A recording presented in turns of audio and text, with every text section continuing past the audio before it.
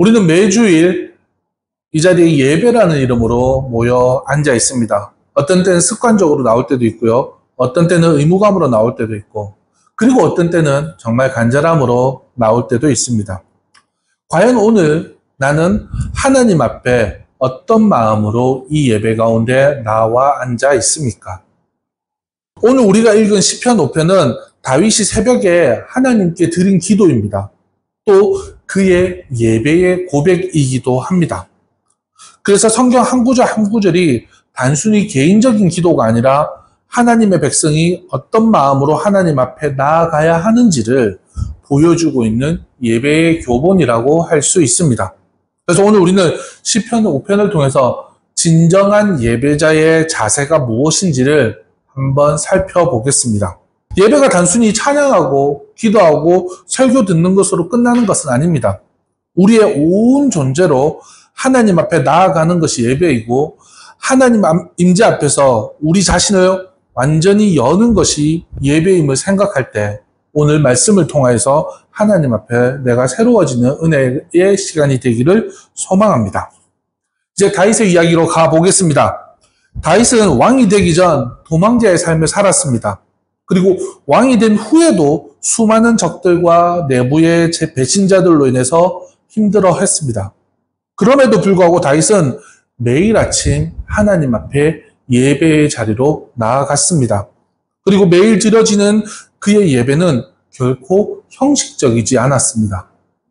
다윗은 절박했고, 또 다윗은 진실했고, 하나님의 성품에 대한 깊은 신뢰가 그 밑에 자리 잡고 있었기 때문입니다. 그래서 오늘은 이 다윗이 드렸던 예배에 대해서 살펴보려고 합니다. 그 첫 번째는 간절한 부르짖음으로 시작하는 예배입니다. 오늘 본문 1절부터 3절까지입니다. 제가 읽어보겠습니다. 여호와여, 나의 말에 귀를 기울이사 나의 심정을 헤아려 주소서. 나의 왕 나의 하나님이여, 내가 부르짖는 소리를 들으소서. 내가 주께 기도하나이다. 여호와여, 아침에 주께서 나의 소리를 들으시리니 아침에 내가 주께 기도하고 바라리이다. 아멘. 다윗의 예배는 아름다운 미사옥으로 시작하지 않습니다. 시작하자마자 즉시 하나님 앞에 자신의 마음을 쏟아내고 있습니다. 나의 말에 귀를 기울이소서. 나의 심정을 헤아려 주소서. 내가 부르짖는 소리를 들으소서. 이것은 예배의 시작이 얼마나 진실해야 하는지를 우리에게 보여주고 있습니다. 우리는 종종 예배를 시작할 때 숨겨놨던 가면을 꺼냅니다. 그리고 가면을 씌워서 나갑니다. 오늘은 좀 괜찮은 척 해야지. 신앙이 좋은 사람인 척 하는 모습을 보여야지 하면서 우리의 진짜 모습을 감추기도 합니다. 하나님 앞에서도 말이죠. 하지만 다윗은 다릅니다. 그는 자신의 연약함과 절망감을 그대로 하나님 앞에 내어놓고 예배를 드리기 시작합니다. 왜일까요? 그건 다윗의 간절함 때문이었습니다. 다윗이 이렇게 간절하게 부르짖을 수밖에 없었던 이유는 사무엘상 18장에 보면 다윗은 왕이 되기 전에 사울의 질투와 분노를 사게 되었습니다. 이유는 하나님이 자기를 떠나 다윗과 함께 하시는 것을 알게 된 사울이 다윗이 두려워졌기 때문입니다. 다윗은 하나님의 기름 부음을 받았지만 그 기름 부음 때문에 오히려 더 큰 위험에 처하게 된 것이죠. 여러분 한번 생각해 보십시오. 다윗은 골리앗을 물리친 영웅이었지만 그 승리 때문에 왕의 적이 되었고, 하나님의 선택을 받은 사람이었지만 그 선택 때문에 도망자가 되었던 것입니다. 이것이 바로 하나님을 따르는 삶의 역설이기도 한데, 우리가 하나님께 가까이 가면 갈수록 세상의 어둠은 우리를 더욱 적대시 한다는 것입니다. 그로 인해 이것이 바로 다윗은 날마다 위험에 처했었고, 그로 인해 다윗은 그의 예배가 더 진실해야 됐고 더 간절해졌어야 했던 것입니다. 3절 말씀 보면 아침에 주께서 나의 소리를 들으시리니 아침에 내가 주께 기도하고 바라리이다. 아침은 하루의 시작입니다. 다윗은 하루를 시작하기 전에 먼저 하나님과의 관계를 점검했습니다. 이것은 다윗의 생존 전략이라고 할 수 있습니다. 하나님과의 연결이 없이는 그가 하루도 버틸 수가 없었기 때문입니다. 현대를 살아가는 우리도 아침에 일어나면 무엇을 합니다? 여러분은 무엇을 하십니까? 스마트폰을 확인하십니까? 뉴스를 보십니까? 아니면 하나님께 먼저 나아가십니까? 물론 이런 아침에 일을 하러 나가는 사람들에게는 아침 시간이 너무나 바쁜 것 맞습니다. 하지만 다윗의 아침은 단순히 종교적인 습관이 아니었기에 우리의 물리적인 아침으로 해석하기보다는 하나님과 나와의 관계를 세우기 위한 아침으로 우리는 생각을 해야 한다는 것입니다. 즉, 하나님과 나와의 연결이 되는 시간으로서의 아침을 우리는 간절하게 가져야 한다는 것입니다. 그럴 때 하나님이 다윗의 기도를 들으셨듯 우리의 예배가 예배되게 하고 우리의 작은 신음까지도 응답하시는 역사가 나타나게 되는 것입니다. 두 번째입니다. 다윗의 예배 특징, 하나님의 거룩하심을 인정하는 예배였습니다. 4절부터 6절까지 말씀을 읽어보겠습니다. 주는 죄악을 기뻐하는 신이 아니시니 악이 주와 함께 머물지 못하며 오만한 자들이 주의 목전에 서지 못하리이다. 주는 모든 행악자를 미워하시며 거짓말하는 자들을 멸망시키시리이다. 여호와께서는 피 흘리기를 즐기는 자와 속이는 자를 싫어하시나이다. 아멘. 우리는 하나님의 사랑과 은혜에 대해서 쉽게 이야기를 합니다. 하지만 하나님의 거룩하심과 하나님의 공의를 이야기할 때는 조금 주저합니다. 그래서 이 구절이 그리스도인들에게 때로는 불편하게 느껴질 수도 있습니다.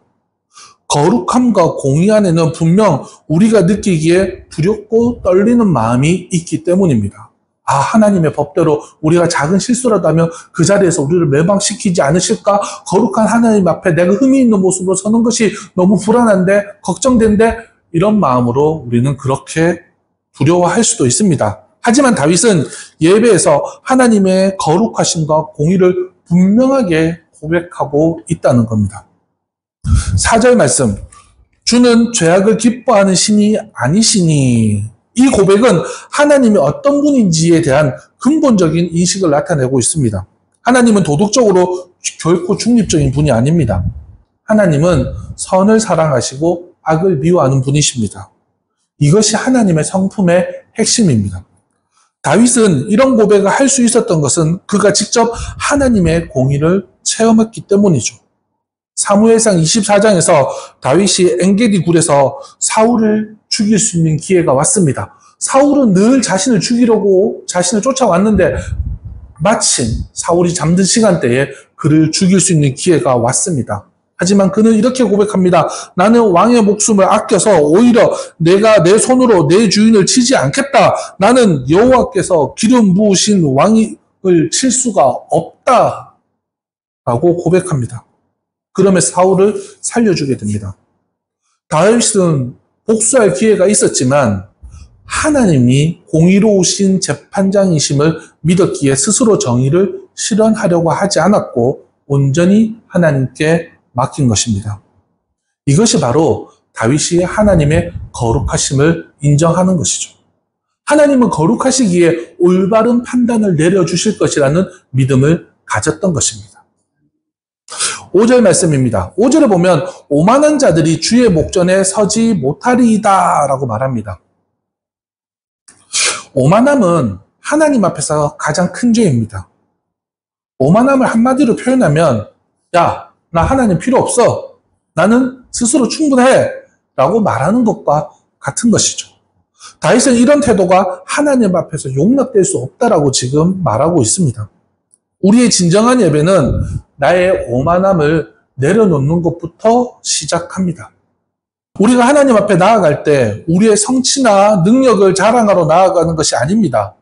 우리의 연약함과 한계를 인정하고 하나님의 은혜가 필요한 존재임을 고백하러 우리는 하나님 앞에 나아가는 것이죠. 그럴 때 그것이 진정한 예배가 되는 것입니다. 또 거짓말하는 자들을 멸망시키겠다고 말합니다. 하나님은 진실을 사랑하는 분입니다. 예배에서 가장 중요한 것은 진실함입니다. 우리가 하나님 앞에서 가식을 떨거나 위선을 행한다면 그건 예배가 아니라 연기죠. 다윗도 자신의 삶에서 거짓과 속임수의 피해자였습니다. 다윗이 아들인 압살롬과 신하들에게 속임을 당했기 때문입니다.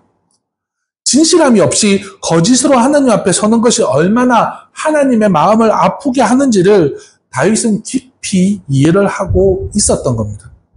그래서 우린 하나님의 거룩함을 인정하는 나의 진실한 마음으로 예배를 드리러 나아가야 한다는 것입니다.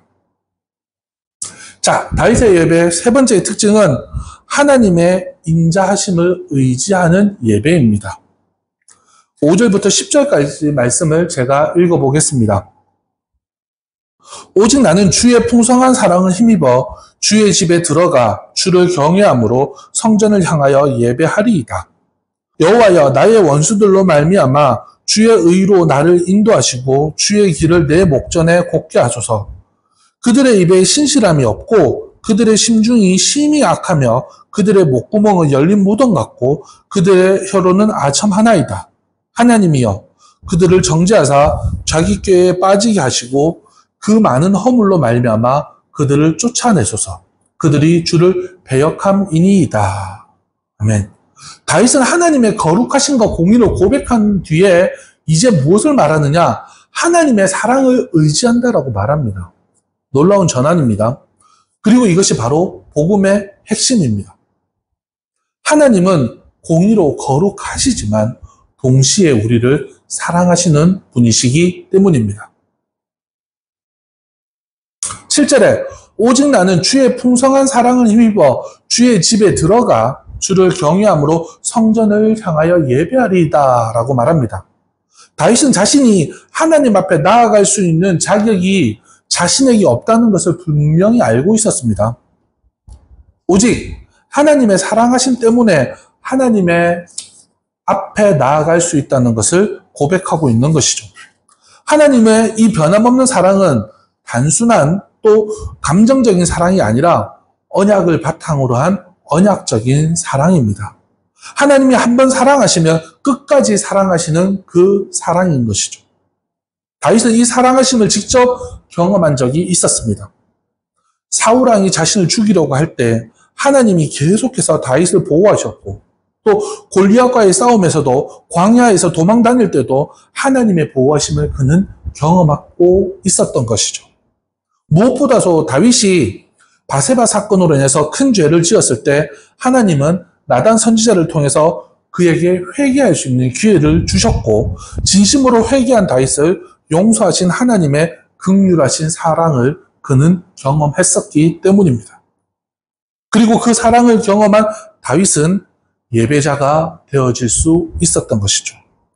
주를 경외함으로 성전을 향하여 예배하리이다. 우리도 그 사랑을 하나님의 은혜로 경험한 예배자가 되어야 할 줄 믿습니다. 8절 나의 원수로 말미암아 주의 의로 나를 인도하시고, 이건 읽으면서 참 재미난 구절이었습니다. 기도 중에 하나님 나의 원수를 이라고 시작하면 다음에 우리는 다 예상하기를 멸하여달라고 표현을 합니다. 그들을 향한 저주를 말하기도 합니다. 근데 다윗은 자신의 원수들을 저주하기 전에 먼저 하나님 앞에 자신을 바르게 인도해달라고 요청합니다. 매우 중요한 순서입니다. 우리의 예배가 주의 인자하심을 의지하는 예배라면 우리가 다른 사람의 잘못을 지적하기 전에 먼저 나 자신이 하나님 앞에서 바르게 서 있는지를 점검해야 한다는 것이죠. 이어서 다윗의 원수들에 대한 묘사는 오히려 구체적으로 나타납니다. 9절에 보면 그들의 입에 신실함이 없고 그들의 심중이 심히 악하며 그들의 목구멍은 열린 무덤 같고 그들의 혀로는 아첨 하나이다. 이건 다윗이 가졌던 개인적인 원한이 아니라 이것은 하나님을 대적하는 악의 세력들이 이런 모습을 가지고 있다라고 하나님 앞에 고백합니다. 다윗이 이렇게 구체적으로 원수들을 묘사할 수 있었던 것은 그가 실제로 지금까지 그런 사람들과 싸워왔었기 때문입니다. 하지만 다윗의 반응은 복수가 아니라 하나님께 맡기는 것이었습니다. 10절 말씀은 하나님이여 그들을 정죄하사. 다윗은 자신이 직접 복수하지 않고 하나님께 공의로운 심판을 요청합니다. 이것이 바로 예배하는 자의 자세라는 겁니다. 먼저 내가 하나님 앞에 의로운 예배자가 되어 또 그것이 예배자가 되기 위해 주의 뜻을 구하고 그 다음 우리의 분노와 상처를 하나님께 공의로운 판단을 위하여 맡겨드리는 것. 그것이 바로 사랑의 하나님 앞에 의지하는 우리의 모습일 줄 믿습니다. 네 번째입니다. 기쁨과 보호를 누리는 예배. 11절, 12절 말씀입니다. 제가 읽어보겠습니다. 그러나 주께 피하는 모든 사람은 다 기뻐하며 주의 보호로 말미암아 영원히 기뻐 외치고 주의 이름을 사랑하는 자들은 주를 즐거워하리이다. 여호와여 주는 의인에게 복을 주시고 방패로 함같이 은혜로 그를 호위하시리이다. 아멘. 여러분, 시편 5편은 간절한 부르짖음으로 시작되었다고 말씀드렸죠. 우리의 예배가 그렇게 되어야 된다고 말씀드렸습니다. 간절한 부르짖음으로 시작해서 기쁨과 찬양으로 끝이 나야 합니다. 이것이 바로 진정한 예배의 여정입니다. 우리는 우리의 연약함과 상처를 가지고 하나님께 나아가지만 결국에는 예배를 통하여 하나님의 임재 안에서 치유받고 회복되는 것, 그것이 바로 예배라는 것이죠. 11절 말씀, 그러나 주께 피하는 모든 사람은 다 기뻐하며 주의 보호로 말미암아 영원히 기뻐 외치고 주의 이름을 사랑하는 자들은 모두 즐거워하리이다. 아멘. 여기서 피하다란 말은 단순히 도망치는 것이 아니라 보호를 구하기 위해서 정해진 그 피난처로 달려가는 것입니다. 그래서 하나님만이 우리의 피난처이심을 고백하는 것이죠. 그래서 그렇게 피했던 그 사람들이 어떻게 되느냐? 비슷한 단어가 3번 나오죠. 기뻐하며, 기뻐 외치고, 즐거워하리이다. 첫 번째 단어는 단순히 기뻐한다는 의미를 나타내겠죠. 두 번째는 기뻐서 막 큰 소리를 치는 겁니다. 세 번째는 기뻐하면서 내가 완전 의기양양해지고 뿌듯해지는 것이죠. 이 단어가 순차적으로 하나님 앞에 나아가고 하나님 앞에 피했던 사람의 기쁨이 점점 예배를 통하여 그렇게 변화되어 간다는 것을 말하는 것이죠. 이 기쁨은 결코 일시적인 감정이 아닙니다. 하나님의 구원에 근거한 영원한 기쁨이라고 말할 수 있습니다. 환경이 바뀌어도 상황이 어려워져도 변하지 않는 그런 기쁨을 말하는 것입니다. 그리고 주의 이름을 사랑한다는 것은 하나님의 성품과 존재 자체를 사랑한다는 의미입니다. 우리가 하나님께 무엇을 받기 위해서가 아니라 하나님 자체를 사랑하는 것. 그것이 예배를 통해 가져지는 진정한 기쁨이라는 것입니다. 나 하나님 사랑할 수 없는 존재였는데 이제 예배를 통해서 하나님을 사랑할 수 있는 존재가 되었어. 이게 예배를 통해서 우리에게 얻어지는 회복 그리고 기쁨이라는 것이죠.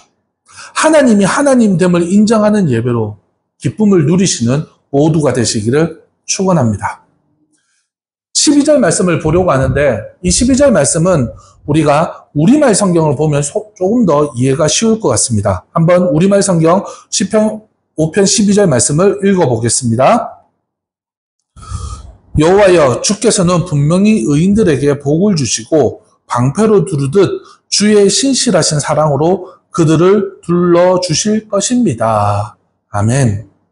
하나님은 우리가 하나님께 피하기만 하면 다윗을 보호하셨듯이 우리를 보호하여 주십니다. 다윗에게 방패가 되어 주셨던 것처럼 우리에게도 방패가 되어 주실 줄 믿습니다. 그리하여 어떤 위기 상황에서도 우리는 기쁨을 누리게 됩니다. 그리고 우리를 노리는 원수들을 비웃게 하여 주실 줄 믿습니다.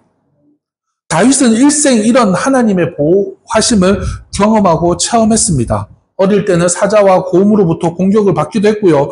골리앗을 이길 수도 있었으며 사울의 수많은 암살 시도에도 살아남을 수 있었습니다.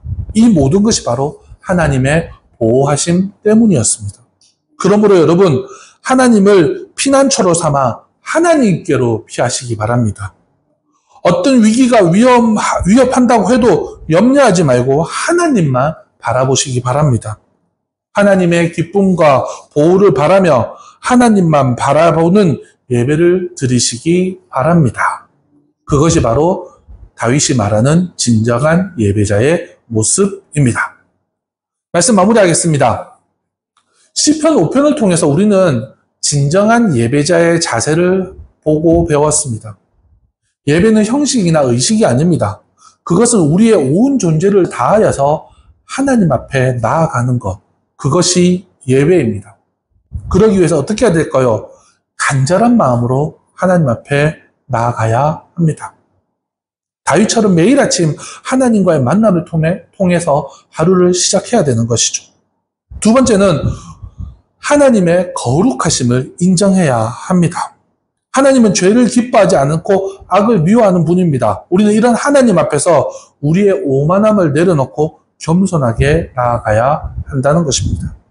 세 번째는 하나님의 인자하심을 의지해야 합니다. 우리가 하나님께 나아갈 수 있는 것은 우리의 자격 때문이 아니라 오직 하나님의 은혜 때문인 줄 믿습니다. 이 은혜를 경험한 우리는 하나님 앞에 경외하는 마음으로 예배자로 살아가야 할 줄 믿습니다. 네 번째, 우리는 하나님 앞에서 기쁨과 보호를 누려야 합니다. 예배의 결과는 의무감이나 무거움이 아니라 기쁨과 평안입니다. 오늘 예배를 드렸어. 이 예배를 통해서 내가 무엇을 해야 된다. 물론 그렇게 살아야 되는 건 맞지만 우리가 그렇게 살아야 되는 그 배경에는 무엇이냐? 하나님 뜻대로 살아가는 것이 기쁨이라는 그 기쁨과 평안, 그리고 또 하나님의 보호하심과 지켜주심이 우리와 늘 함께 하신다는 믿음을 가지고 살아가는 것, 그것이 바로 예배의 결과라는 것이죠. 이 말씀을 듣는 우리 모두가 지금 말씀에 나왔던 다윗과 같은 예배자가 되기를 소망합니다. 다윗이 그토록 많은 시련 속에서도 흔들리지 않을 수 있었던 것은 그의 예배가 결코 형식이 아니라 예배가 삶이었기 때문입니다. 그는 양을 칠 때도, 전쟁터에 나갈 때도, 왕궁에 있을 때도, 피난처에서도 항상 하나님과 동행했습니다. 이것이 바로 우리가 추구해야 할 예배의 삶입니다. 시편 5편의 다윗처럼 우리도 간절함으로 시작해서 기쁨으로 끝나는 예배를 드리는 진정한 예배자가 되기를 소망합니다. 하나님은 지금도 우리의 부르짖음을 들으시고 우리의 심정을 헤아리시고 우리를 보호하시기를 원하십니다. 이 놀라운 하나님께 우리의 온 마음과 정성과 뜻을 다하여 예배드리는 늘 기쁨으로 가득한 모두가 되시기를 예수님의 이름으로 축원합니다.